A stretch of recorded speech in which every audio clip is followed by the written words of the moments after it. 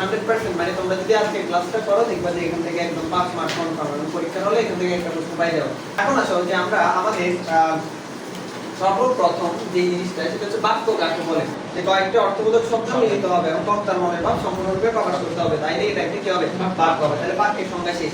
এখন এই বাক্য রিলেটেড যতগুলো প্রশ্ন আসবে, তোমার হয়তো প্রশ্ন আসলো যে গঠনগত বাক্য কয় প্রকারের তুমি বর্ণনা করো, অথবা বললো একটি সার্থক বাক্যের কয়টি গুণ থাকা আবশ্যক বর্ণনা করো। তো তোমার সংজ্ঞা চাক, বাক্যের সংজ্ঞা চাক অথবা না চাক, তুমি অবশ্যই বাক্যের সঙ্গে কি করতে হবে, দিতে হবে। বাক্য কাকে বলে এটা অবশ্যই দিতে হবে। তো আমাদের সর্বপ্রথম আমরা জানলাম যে কয়েকটি অর্থবোধক শব্দ মিলিত হয়ে বক্তার মনের ভাব সম্পূর্ণরূপে প্রকাশ করলে তাকে বাক্য প্রকার, এটা আমরা মনে রাখবো। তো প্রথমে আসো অনেক সময় প্রশ্ন আসতে পারে বাক্য কাকে বলে, গঠনগত বাক্য কয় প্রকার, তখন একটা আনসার হবে। আবার অনেক সময় বলতে পারে যে বাক্য কাকে বলে, অর্থগত বাক্য কয় প্রকার, এটা বর্ণনা করে, এভাবে একটা প্রশ্ন আসতে পারে। তো আমরা সর্বপ্রথম জেনে নিব গঠনগত বাক্যের প্রকার। আমরা এখন বাক্যের সংজ্ঞা জেনে নিয়েছি, এখন আমরা জানবো কি গঠনগত বাক্যের প্রকার। আচ্ছা মনে রাখবা যে গঠনগতভাবে যদি প্রশ্ন করে, গঠনগতভাবে বাক্য হচ্ছে যে তিন প্রকার। কয় প্রকার?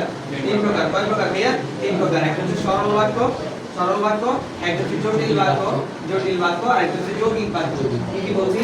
সরল বাক্য, জটিল বাক্য, যৌগিক বাক্য। এবং তোমার প্রত্যেকটা প্রকার লেখার সময় অবশ্যই তোমার কি দিতে হবে, সংজ্ঞা দিতে হবে। অবশ্যই তোমার কি দিতে হবে, সংজ্ঞা দিতে হবে। আচ্ছা এবং সংজ্ঞার সাথে অবশ্যই एग्जांपल দিতে হবে। মনে রাখো এগুলা তো জানোই যে एग्जांपल ছাড়া ব্যাকরণের রিটেন পার্টি কি দিবে না, মার্ক দিবে না। আচ্ছা এখন আসো আমরা সরল বাক্য কাকে বলে এটা একটু জানি, জটিল বাক্য কাকে বলে এগুলো সংজ্ঞা আমরা জানবো, যৌগিক বাক্য কাকে বলে। আচ্ছা তোমরা যে ইংরেজির মধ্যে সিম্পল, কমপ্লেক্স, কম্পাউন্ড সেন্টেন্স পড়ছিলা না? সিম্পল সেন্টেন্স, এই সিম্পল সেন্টেন্স হচ্ছে সরল বাক্য, কমপ্লেক্স সেন্টেন্স হচ্ছে জটিল বাক্য, আর কম্পাউন্ড সেন্টেন্স হচ্ছে যৌগিক বাক্য। আচ্ছা প্রথমে আসো সরল বাক্য কাকে বলে।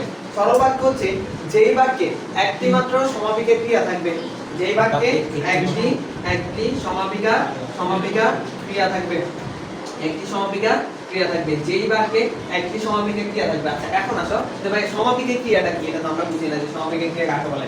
আচ্ছা দেখো আমি এখানে দুইটা বাক্য লিখলাম, একটা হচ্ছে সে পড়তে, আচ্ছা পড়তে, আমি একটা হচ্ছে সে, মনে করো আমি বললাম যে সে পড়ে। এই সবাই একটু খেয়াল করো, এই দুইটা বাক্যের মধ্যে ক্রিয়া কোনটা? পড়তে পড়ে দুইটা ক্রিয়া। এখন বাইরে বলো তো এই দুইটা বাক্যের মধ্যে তুমি কোন বাক্য দ্বারা পরিপূর্ণ মিনিং বুঝতে পারতেছো? সে পড়তে নাকি সে পড়ে? সে পড়ে। আচ্ছা পড়তে কি, সে পড়তে আসতেছে, পড়তে যাচ্ছে নাকি, এটা একটা প্রশ্ন থেকে যায়। এখন দেখো যেটা দ্বারা তুমি পরিপূর্ণ মিনিং বুঝতেছো সেটা হচ্ছে সমাপিকের ক্রিয়া, আর যেটা দ্বারা পরিপূর্ণ মিনিং বুঝতেছো না সেটা হচ্ছে অসমাপিকের ক্রিয়া। বুঝছো? তাহলে কি বলছি, যেই বাক্যে একটি মাত্র সমাপিকের ক্রিয়া থাকবে, যেই বাক্যে একটি মাত্র কি থাকবে, সমাপিকের ক্রিয়া থাকবে। যেমন আমি বললাম যে সে বাজারে যায়, তো এখন দেখো এটা ক্রিয়া কোনটা? যায়, এবং একটাই সমাপিকের ক্রিয়া, এটা দ্বারা তুমি পরিপূর্ণ মিনিং বুঝতেছো। তাহলে যেই বাক্যে একটি মাত্র সমাপিকের ক্রিয়া থাকবে সেটা হচ্ছে সরল বাক্য, যেই বাক্যে একটি মাত্র সমাপিকের ক্রিয়া থাকবে সেটা হচ্ছে কি বাক্য? সরল বাক্য। এখন আসো জটিল বাক্য কি, যেই বাক্যে একের অধিক সমাপিকের ক্রিয়া থাকবে, যেই বাক্যে একের অধিক সমাপিকের ক্রিয়া থাকবে, যেই বাক্যে একের অধিক সমাপিকা ক্রিয়া থাকবে। এখন দেখো এই একের অধিক সমাপিকের ক্রিয়াটা কি, যেমন আমি বললাম, একটু খেয়াল করো, আমি বললাম যে যদি তুমি আসো আমি যাব, যদি তুমি আসো আমি যাব। একটু খেয়াল করো সবাই, এই বাক্যটার মধ্যে ক্রিয়া কয়টা? দুইটা, আসো যাব, এবং দুইটা কিন্তু সমাপিকা ক্রিয়া। তাহলে যেই বাক্যে একের অধিক সমাপিকা ক্রিয়া থাকে সেটা হচ্ছে জটিল বাক্য, সেটা হচ্ছে কি বাক্য? জটিল বাক্য। বুঝছো সবাই? আচ্ছা এরপর আসো যৌগিক বাক্য কি। যৌগিক বাক্য নতুন কিছু না, তোমরা ওই কম্পাউন্ড সেন্টেন্স করার সময় আগে পড়ছিলা যে কমপ্লেক্স সেন্টেন্সের সাথে এন্ড অর বাট এগুলো যুক্ত করে দিলে কম্পাউন্ড সেন্টেন্স হয়ে যায়, ইংরেজিতে হয়তো পড়ছিলা কখনো। তো এখন মনে রাখবা যৌগিক বাক্য মানে হচ্ছে যেখানে দুইটি সরল বাক্য, কয়টি সরল বাক্য? দুইটি সরল বাক্য সংযোজক দ্বারা যুক্ত হবে, সংযোজক দ্বারা কি হবে? যুক্ত হবে। যেমন দেখো এটা একটা কি বাক্য? জটিল বাক্য। এখানে এটা একটা সরল বাক্য, এটা একটা সরল বাক্য। এখন দেখো যদি তুমি আসো আমি যাব, এটা হচ্ছে কি বাক্য? জটিল বাক্য। কিন্তু আমি যদি এটা মিডলে আমি যদি বলে দিই যদি তুমি আসো তবে বা তাহলে আমি যাব, তখন এই যে দেখো একটা সংযোজক অব্যয় চলে আসছে, এই তবে এবং ও আর যদি তুমি আসো এবং আমি যাব, যদি তুমি আসো তবে আমি যাব, সংযোজক একটা থাকে তখন সেটা হয়ে যাবে যৌগিক বাক্য, সেটা হয়ে যাবে কি বাক্য? যৌগিক বাক্য। বুঝছো? তাহলে দেখো দুইটা সরল বাক্য কি দ্বারা যুক্ত হয়েছে? সংযোজক অব্যয় দ্বারা। কি দ্বারা? সংযোজক অব্যয় দ্বারা যুক্ত হয়েছে। তাহলে আমরা বলতে পারি যে সরল বাক্য কাকে বলে? যেই বাক্যে একটি মাত্র সমাপিকা ক্রিয়া থাকবে তাকে সরল বাক্য। যেই বাক্যে একের অধিক সমাপিকা ক্রিয়া থাকবে সেটা হচ্ছে জটিল বাক্য। আর যেই বাক্যে একের অধিক সরল বাক্য সংযোজক অব্যয় দ্বারা কি হবে? যুক্ত হবে সেটা হচ্ছে কি বাক্য? যৌগিক বাক্য। যেখানে অনেকগুলো দুইটি সরল বাক্য সংযোজক অব্যয় দ্বারা কি হবে? যুক্ত হবে। যেখানে দুটি সরল বাক্য সংযোজক অব্যয় দ্বারা যুক্ত হবে। যেখানে দুটি সরল বাক্য সংযোজক অব্যয় দ্বারা কি হবে? যুক্ত হবে। সেটা হচ্ছে কি বাক্য? যৌগিক বাক্য। তাহলে আমাদের এটা যদি জানো আমাদের গঠনগত বাক্যের প্রকার ক্লিয়ার। আচ্ছা, যেমন দেখো এবার খেয়াল করো যে সরল বাক্যের এক্সাম্পল কি? যে আমি বাজারে যাই, সে পড়তে যাই, যে কোনো একটা বাক্য। আর আমি বললাম যে যদি তুমি আসো তবে আমি যাব, যদি তুমি আসো আমি যাব, তাহলে সেটা হচ্ছে কি বাক্য? জটিল বাক্য। আর যদি তুমি আসো তবে আমি যাব, যদি তুমি আসো এবং আমি যাব, তাহলে এই যে দেখো এটা হচ্ছে কি বাক্য? যৌগিক বাক্য। তাহলে আমরা কি কি জানলাম? যেখানে একটি মাত্র সমাপিকা ক্রিয়া থাকবে সেটা হচ্ছে সরল বাক্য। যেখানে একের অধিক সমাপিকা ক্রিয়া থাকবে সেটা হচ্ছে জটিল বাক্য। আর যেখানে একের অধিক সরল বাক্য বা দুটি সরল বাক্য সংযুক্ত অব্যয় দ্বারা যুক্ত হবে সেটা হচ্ছে কি বাক্য? যৌগিক বাক্য। সবাই ক্লিয়ার? আমাদের প্রথমে গঠনগত বাক্যের প্রকার শেষ। এরপরে আসো অর্থগত বাক্যের প্রকারটা নিয়ে একটু আলোচনা করি। অর্থগত ভাবে একটু খেয়াল করো যে যদি বলে যে অর্থগত বাক্য কয় প্রকার, মনে রাখবা অর্থগত ভাবে আমাদের বাক্য হচ্ছে 7 প্রকার। কয় প্রকার? 7 প্রকার। তোমাদের বইতে দেখবে তো অনেক জায়গার মধ্যে ইয়া দিছে যে 5 প্রকার দিছে, অনেক জায়গার মধ্যে দেখবা যে 1 2 3 4 5 6 7 অনেক জায়গার মধ্যে দেখবা যে তোমার 4 মানে 6 প্রকার দিছে, অনেক জায়গার মধ্যে দেখবা 7 প্রকার দিছে। তো একদম ভাইয়া যেভাবে পড়াচ্ছি পরীক্ষার খাতায় জাস্ট এভাবে লিখবা, তোমাদের পূর্ণ নাম্বার এখানেই একদম হয়ে যাবে। আচ্ছা, এখানে আর কোনো দাগ দেওয়ার কোনো স্কোপ থাকবে না। আচ্ছা, অর্থগত বাক্য কয় প্রকার বলছি? 7 প্রকার। আচ্ছা, এখন দেখো আমরা 7 প্রকার আমরা ইংরেজিতে সেন্টেন্সের স্ট্রাকচার পড়ছি না, সেন্টেন্সের প্রকার পড়ছি না। সেন্টেন্স কি কি আছে? Assertive sentence, interrogative sentence, imperative sentence, objective sentence, exclamatory sentence. তো আমরা এই মনে রাখার জন্য জিনিসগুলো একটু মানে সাহায্য নেব। কি কি বলছি? Interrogative, imperative, assertive, interrogative, imperative, objective, exclamatory. আচ্ছা, অ্যাসার্টিভ সেন্টেন্স মানে কি? অ্যাসার্টিভ সেন্টেন্স মানে হচ্ছে বর্ণনামূলক বাক্য। কি মূলক বাক্য? বর্ণনামূলক বাক্য। আচ্ছা, এরপর আসো কি আছে? Interrogative sentence. ইন্টারোগেটিভ সেন্টেন্স মানে কি? প্রশ্নবাচক বাক্য। কি বাচক বাক্য? প্রশ্নবাচক বাক্য। আচ্ছা, এরপর আসো ইম্পারেটিভ। ইম্পারেটিভ মানে কি? যেটা দ্বারা আদেশ, উপদেশ, অনুরোধ বোঝায়, গেলে সেটা হচ্ছে অনুজ্ঞাসূচক বাক্য। কি সূচক বাক্য? অনুজ্ঞাসূচক বাক্য। এটার নামগুলো একটু মনে রাখবা। তাহলে বর্ণনামূলক বাক্য, প্রশ্নবাচক বাক্য, অনুজ্ঞাসূচক বাক্য। এরপরে আসো যে ইন্টারোগেটিভ, অবজেক্টিভ। অবজেক্টিভ কোনটা? যেটা দ্বারা ইচ্ছা বা প্রার্থনা বোঝায়। তাহলে আমরা বলবো যে ইচ্ছা বা প্রার্থনা সূচক বাক্য। ইচ্ছা বা প্রার্থনা, ইচ্ছা বা প্রার্থনা। আচ্ছা, এরপরে আসো আমাদের লাস্ট ওয়ান যে assertive, interrogative, imperative, objective, exclamatory. Last যেটা সেটা হচ্ছে আবেগমূলক বাক্য। কি মূলক বাক্য? আবেগমূলক বাক্য। এখন এগুলো মনে রাখা আমাদের জন্য অনেক বেশি ইজি, কারণ এগুলো আমরা ছোটবেলা থেকে পড়ে আসছি যে আবেগমূলক বাক্য, এগুলো ইজিলি মনে রাখতে পারবা। তাহলে বর্ণনা, প্রশ্ন, অনুজ্ঞা, ইচ্ছা বা প্রার্থনা, আবেগ। বলো তো কি বলছি? বর্ণনা, প্রশ্ন, অনুজ্ঞা, ইচ্ছা বা প্রার্থনা, আবেগ। আবার বর্ণনা, প্রশ্ন, অনুজ্ঞা, ইচ্ছা বা প্রার্থনা, আবেগ। বর্ণনা, প্রশ্ন, অনুজ্ঞা, ইচ্ছা বা প্রার্থনা, আবেগ। এটা দেখো ইজিলি এখন তোমাদের মনে ঢুকে গেছে। আর বাকি দুইটা কি কি দেখো? নতুন দুইটা হচ্ছে যে একটা হচ্ছে সংশয়বাচক বাক্য। কি বাচক বাক্য? সংশয়বাচক। সংশয়বাচক, সংশয়বাচক। আর হচ্ছে কার্যকারণাত্মক। কার্যকারণাত্মক। এই যে দেখো কার্যকারণাত্মক। এখন মনে রাখার ক্ষেত্রে খালি তোমরা ওই দুটো জিনিস একটু মনে রাখবা, কারণ বাকিগুলো তো তোমরা ইজিলি পারবা। সবাই বলো বর্ণনা, প্রশ্ন, অনুজ্ঞা, ইচ্ছা বা প্রার্থনা, আবেগ, সংশয়, কার্যকারণাত্মক। আবার বলো বর্ণনা, প্রশ্ন, অনুজ্ঞা, ইচ্ছা বা প্রার্থনা, আবেগ, সংশয়, কার্যকারণাত্মক বাক্য। এবার আসলে আমরা প্রত্যেকটা বাক্যের সংজ্ঞা জেনে নিই। বর্ণনামূলক বাক্য কাকে বলে? যা দ্বারা কোনো কিছু বর্ণনা বোঝায়। যেমন কিরকম? সে বাজারে যায়, মানে নরমালি যে কোনো একটা বাক্য বলছো, সেটা হচ্ছে বর্ণনামূলক বাক্য। প্রশ্নবাচক বাক্য, যে বাক্য দ্বারা কি করা হয়? প্রশ্ন করা হয়। যেমন বলো তো কি? যে তোমার নাম কি? কেমন আছো? একটা एग्जांपल দিয়ে দিলাম। এরপর অনুজ্ঞাসূচক বাক্য কি? মানে যেটা দ্বারা আদেশ, উপদেশ, অনুরোধ। যেমন তোমরা বলতে পারো যে দরজাটি খোলো, এরপর কলমটি নাও, তাহলে এভাবে দিতে পারো যে আদেশমূলক বাক্য। এরপর আসো ইচ্ছা বা প্রার্থনা, মানে আল্লাহ তোমার মঙ্গল করুন, অথবা তুমি অনেক বড় হও, এই টাইপের একটা কি দিয়ে দিবা? বাক্য দিয়ে দিবা। এরপর আবেগমূলক বাক্য, যে আমরা বললাম যে আহারে মানুষটি ভালো ছিল, অথবা বা খেলাটি খুব সুন্দর, বা হচ্ছে বা দৃশ্যটি খুব সুন্দর, তাহলে এটা হচ্ছে কি মূলক বাক্য? আবেগমূলক বাক্য। এতটুকু পর্যন্ত আমাদের শেষ। এখন আসো যে আমাদের দুইটা, একটা হচ্ছে সংশয় আর একটা হচ্ছে কার্যকারণাত্মক। সংশয় মানে কি? সংশয় মানে মনে রাখবা যেটা দ্বারা সন্দেহ বুঝাবে। কি বুঝাবে? সন্দেহ বুঝাবে। কি বুঝাবে? সন্দেহ বুঝাবে। কি বলছি? কি বুঝাবে? সন্দেহ বুঝাবে। আচ্ছা, কি রকম সন্দেহ? কি রকম? এক্সাম্পলটা খেয়াল করো। যে আমি বললাম হয়তো সে সে আসবে, হয়তো সে আসবে। দেখো হয়তো সে আসবে, এটার মধ্যে সন্দেহ প্রকাশ পাচ্ছে যে সে হয়তো আসতেও পারে, সে হয়তো নাও আসতে পারে, হয়তো সে যাবে, হয়তো আজ বৃষ্টি হবে, হয়তো আজ মেঘ জমবে। এরকম টাইপের হয়তো দিয়ে যে বাক্যগুলো দিবা এটা হচ্ছে সংশয় বা কার্যকারণাত্মক বাক্য আর সংশয়বাচক বাক্য। এখন আসো কার্যকারণাত্মক কোনটা? কার্যকারণাত্মক মানে সংক্ষেপে মনে রাখবা যেটা দিয়ে শর্ত বোঝাবে। কি বোঝাবে ভাইয়া? শর্ত বোঝাবে। কি বোঝাবে? শর্ত বোঝাবে। কি বোঝাবে? শর্ত বোঝাবে। শর্ত মানে কি? যে যেমন যে যদি তুমি আসো তবে আমি যাব, যদি তুমি আসো তবে আমি যাব। এই যে দেখো যদি তুমি আসো তবে আমি যাব, এটা কি বোঝাবে? বাক্য, শর্তযুক্ত বাক্য। কি বোঝাবে? বাক্য। এরকম কিছু না, এগুলো হচ্ছে কি বোঝাবে? বাক্য, শর্তবাচক বাক্য। তাহলে যেখানে কি বোঝাবে? একটা শর্ত বোঝাবে যে যদি তুমি আসো তবে আমি যাব, যদি তুমি আসো তবে আমি যাব। ক্লিয়ার সবাই? তাহলে আমরা এই অর্থগত বাক্য কয় প্রকার? 7 প্রকার। কি কি? বর্ণনা, প্রশ্ন, সংজ্ঞা, ইচ্ছা, প্রার্থনা, আবেগ, সংশয়, কার্যকারণতা।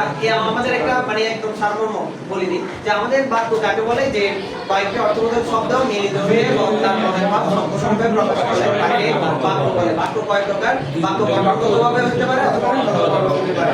গঠনগতভাবে বাক্য হচ্ছে 3 প্রকার। একটা হচ্ছে সরল বাক্য, জটিল বাক্য, যৌগিক বাক্য। সরল বাক্য হচ্ছে যে এই বাক্যের সরল বাক্য। আচ্ছা যে যেমন যে সে বাজারে যায়। আচ্ছা এরপর আমি বললাম যে জটিল বাক্য যে বাক্যে একের অধিক শব্দ ক্রিয়া থাকবে। যেমন যদি তুমি আসো আমি যাব, আমি যাব, এটা হচ্ছে যৌগিক বাক্য, জটিল বাক্য। এরপর আমি বললাম যৌগিক বাক্য যেখানে একের অধিক সরল বাক্য সংযোজন অব্যয় দ্বারা কি হবে? যুক্ত হবে। যেমন যে যদি তুমি আসো তবে আমি যাব, এই যে তবেটা একটা হচ্ছে সংযোজন অব্যয়, তাহলে সেটা হচ্ছে যে তোমার যৌগিক বাক্য শেষ। এরপর আমরা অর্থগত বাক্য কয় প্রকার? 7 প্রকার। কি কি? বর্ণনা, প্রশ্ন, সংজ্ঞা, ইচ্ছা বা প্রার্থনা, আবেগ, সংশয়, কার্যকারণতা। আচ্ছা সংশয়বাচক বাক্য মানে কি? সন্দেহ বোঝাবে। আর কার্যকারণাত্মক মানে কি? শর্ত বোঝাবে। সংশয়বাচক বাক্যের এক্সাম্পল বলতো হয়তো সে আসবে, হয়তো সে আসবে। আর আমি বললাম যে কার্যকারণাত্মক বাক্যের সংজ্ঞা মানে যারা শর্ত বলে তুমি আসো তবে আমি যাব, তাহলে এটা হচ্ছে একটা শর্ত বলছে। সেই দুটো প্রশ্ন শেষ আমাদের। তাহলে এখান থেকে আমাদের আরেকটা প্রশ্ন আছে লাস্ট ওয়ান। এখান থেকে একটি সার্থক বাক্যের কয়টি গুণ থাকা আবশ্যক? একটি সার্থক বাক্যের যৌগিক বাক্য যেখানে একের অধিক সরল বাক্য সংযোজক অব্যয় দ্বারা যুক্ত হবে। আচ্ছা এবার আসো আমাদের যে একটি সার্থক বাক্যের গুণাবলী, এটার মাধ্যমে আমাদের ক্লাস শেষ এবং এখান থেকে তোমাদের একটা প্রশ্ন পাবা ইনশাআল্লাহ এবং এখান থেকে একটা 5 মার্কের প্রশ্ন থাকবে এই দিনটা থেকে। একটি সার্থক বাক্যের কয়টি গুণ থাকা আবশ্যক? মনে রাখবা যে একটি সার্থক বাক্যের 3টি গুণ থাকা আবশ্যক। কয়টি গুণ থাকা আবশ্যক? 3টি। একটা হচ্ছে দেখো একটু খেয়াল করো, একটা হচ্ছে আকাঙ্ক্ষা, আসক্তি, আকাঙ্ক্ষা। এরপরে দেখো একটু খেয়াল করো আসক্তি, হ্যাঁ, আর একটা হচ্ছে যোগ্যতা। একটু খেয়াল করো, একটু খেয়াল করো সবাই। অনেকে এটার মধ্যে বানানটা এই আসক্তি বানানটা অনেকে এভাবে লিখো আসক্তি, আসক্তি, এটা কিন্তু ভুল, এটা মনে রাখবা। এই আসক্তি মানে হচ্ছে এডিকশন। আসক্তি মানে কি? এডিকশন। ক্ষমতার এটাকে আবার শুদ্ধ করতে গিয়ে এরকম করিও না। তো এটা হচ্ছে বানান হবে আসক্তি ততযুক্ত। তাহলে আকাঙ্ক্ষা, আসক্তি, যোগ্যতা, আকাঙ্ক্ষা, আসক্তি, যোগ্যতা, আকাঙ্ক্ষা, আসক্তি, যোগ্যতা। আচ্ছা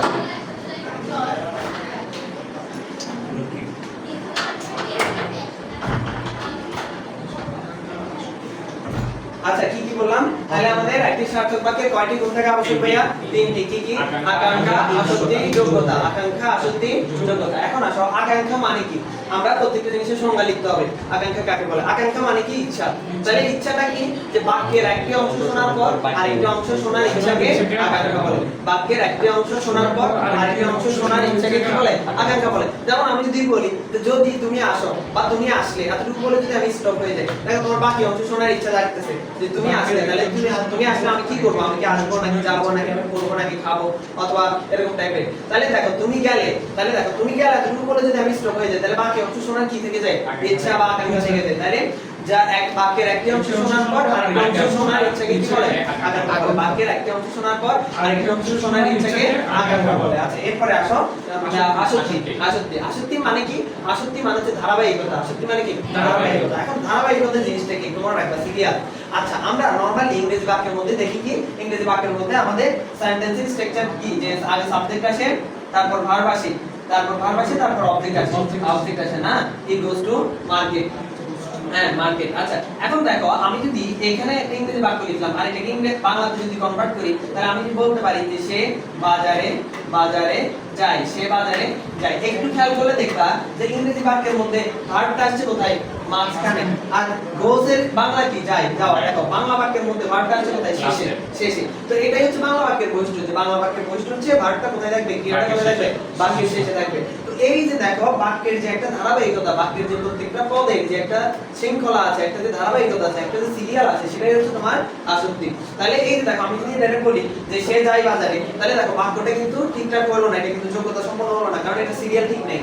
সিরিয়াল কি ঠিক নেই। এখন দেখো যে আমি এই বাক্যটাকে যদি আমি বলি হি টু মার্কেট গোস, এরকম কি বাক্য হবে? না, হবে না। তো এই যে দেখো সিরিয়াল, এই যে বাক্যের যে সিরিয়ালটা, প্রত্যেকটা পদের যে সিরিয়ালটা, সেটা হচ্ছে তোমার আসক্তি। তাহলে আমরা বলতে পারি কি আসক্তি কাকে বলে? বাক্যের প্রতিটি পদের, বাক্যের প্রতিটি পদের ধারাবাহিকতাকে অথবা সিরিয়ালকে অথবা ক্রমবিন্যাসকে, বাক্যের প্রতিটি পদের ধারাবাহিকতাটাকে হচ্ছে আসক্তি বলে। বাক্যের প্রতিটি পদের ধারাবাহিকতাকে আসক্তি বলে। বাক্যের প্রতিটি পদের ধারাবাহিকতাকে কি বলে? আসক্তি বলে। এরপর লাস্ট ওয়ান, হ্যাঁ এটা দিছিলাম না, বুঝি নাই এটা দিছিলাম না, খুব কম ভুলে গেছি আমি, মানে দিছি কিনা। আচ্ছা রাইট, তো এরপর আসো লাস্ট ওয়ান যেটা, সেটা হচ্ছে যে যোগ্যতা। যোগ্যতা মানে কি? যোগ্যতা মানে হচ্ছে বাক্যটি অসম্ভব কোনো কিছু না হওয়া। কি রকম? যেমন দেখো আমি যদি বলি যে হাতি আকাশে উড়ে, তো এখন তো হাতির আকাশে উড়া কখনো পসিবল না। দেখো এই বাক্যের মধ্যে আকাঙ্ক্ষার কি বলে, গুণটাও ঠিক আছে, আসক্তির গুণটাও ঠিক আছে, মানে এটা ধারাবাহিকতাটা ঠিক আছে, কিন্তু এই বাক্যটা অসম্ভব, মানে এটা কিন্তু কোনোভাবেই মানে সার্থক বাক্য হতে পারবে, মানে তুমি এমন কিছু বলতে পারবে না যে যেটা হচ্ছে যে অসম্ভব কোনো কিছু। তাহলে এই যে দেখো গরু আকাশে উড়ে, হাতি আকাশে উড়ে, মাছ আকাশে উড়ে, এখন দেখো এগুলো কিন্তু পসিবল না। তো এই যে এটা হচ্ছে যে যদিও মাছ আকাশে উড়ে এটা পসিবল, কিছু কিছু মাছ অনেক সময় উড়েও, হ্যাঁ, তো আমরা বলতে পারি যে গরু আকাশে উড়ে, হাতি আকাশে উড়ে, এগুলা কোনোভাবেই কি না সম্ভব নয়। তাহলে আমরা বলতে পারি ঘোরা ঘোরা যেমন মেডিস্টার জল সেটাই সম্ভব ছিল না, আমি একটা কারণ ছিল কান দিই। হ্যাঁ হ্যাঁ, আচ্ছা যাক, এখন যেটা বলতেছিলাম যে যোগ্যতাটা মানে কি ভাইয়া? বাক্যটি অসম্ভব কোনো কিছু না হওয়া, বাক্যটি অসম্ভব কোনো কিছু না হওয়া। তাহলে একটি সার্থক বাক্যের কয়টি গুণ থাকা আবশ্যক? কি কি বলতো? আকাঙ্ক্ষা, আসক্তি, যোগ্যতা। বাক্যের আকাঙ্ক্ষা কাকে বলে? একটি বলে আকাঙ্ক্ষা বলে। আসক্তি কাকে বলে? বাক্যের ধারাবাহিকতা, প্রত্যেকটা পদের ধারাবাহিকতা কি বলে? আসক্তি বলে। এরপরে যোগ্যতা কাকে বলে? যে বাক্যটি অসম্ভব কোনো কিছু না হওয়া। যেমন হচ্ছে কি রকম, যে আমি বললাম যে হাতি আকাশে, প্রত্যেকটা एग्जांपल দিয়ে দেব। সবাই ক্লিয়ার? শেষ। আমরা তিনটা প্রশ্ন পারবো তো ভাইয়া?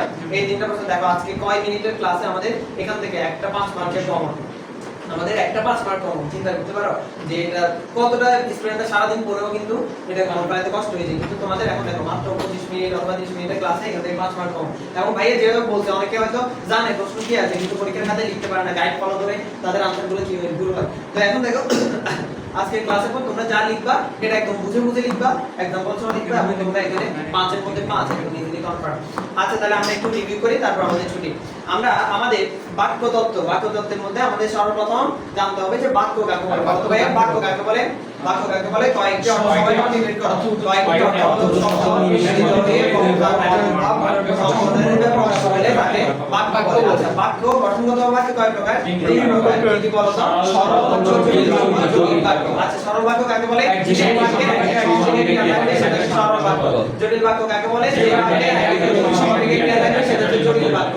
যৌগিক বাক্য কাকে বলে? যে বাক্যে সরল বাক্য সম্পূর্ণ তারে কি হবে? যুক্ত হবে, তাকে যৌগিক বাক্য বলে। সরল বাক্যের एग्जांपल কি? যে সে বাজারে যায়। জটিল বাক্যের एग्जांपल কি? যদি তুমি আসো যাও। এরপরে যৌগিক বাক্যের যদি তুমি আসো যাও। আচ্ছা তাহলে এগুলো হচ্ছে তোমার কি সরল, জটিল এবং যৌগিক বাক্যের एग्जांपल। এরপর আসো অর্থগত বাক্য কয় প্রকার? 7 প্রকার। কি কি?